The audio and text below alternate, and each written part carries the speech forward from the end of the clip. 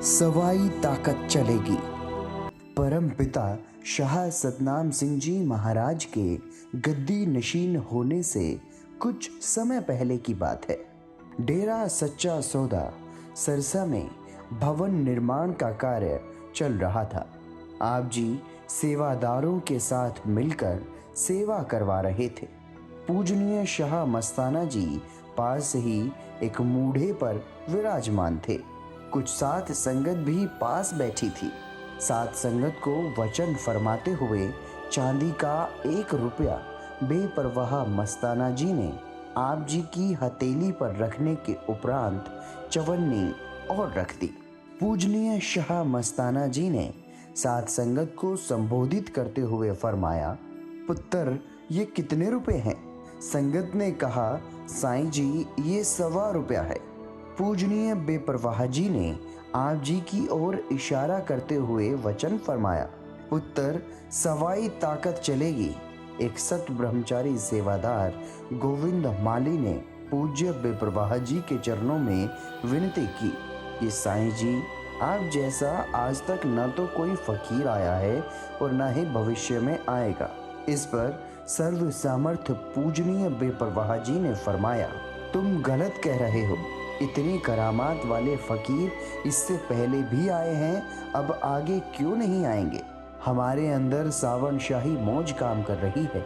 मस्तानी मौज अगली बॉडी में सवाई ताकत का काम करेगी और वो दीनता का सागर होगी।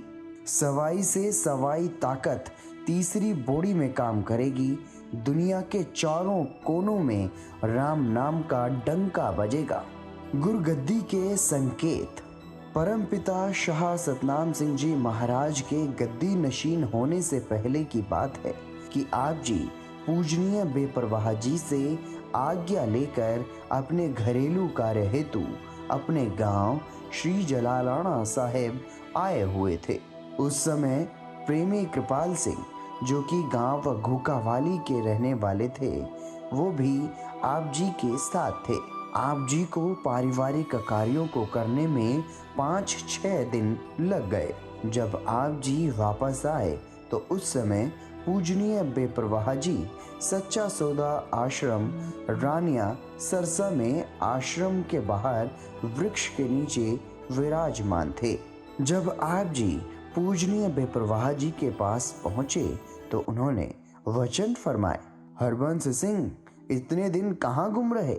यह बॉडी अब बूढ़ी हो गई है, अब आपने काम करना है।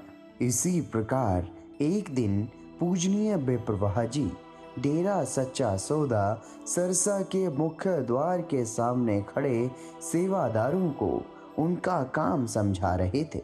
पूजनीय बेपरवाह जी ने आप जी को आश्रम के लिए कुछ सामान लाने के लिए सरसा शहर भेजा। आप जी पैदल ही शहर की ओर चल पड़े। पूजनीय बेपरवाह जी ने आपकी पीठ की ओर देखते हुए सेवादारों के समक्ष वचन फरमाया, देखो भाई क्या सुंदर बॉडी है। इतना गुणवान, लंबा व सुंदर नौजवान सारे हिंदुस्तान में ढूंढने से भी नहीं मिलेगा। देखो ईश्वर ने कैसा सुंदर नौजवान ढूंढकर हमें दिया है।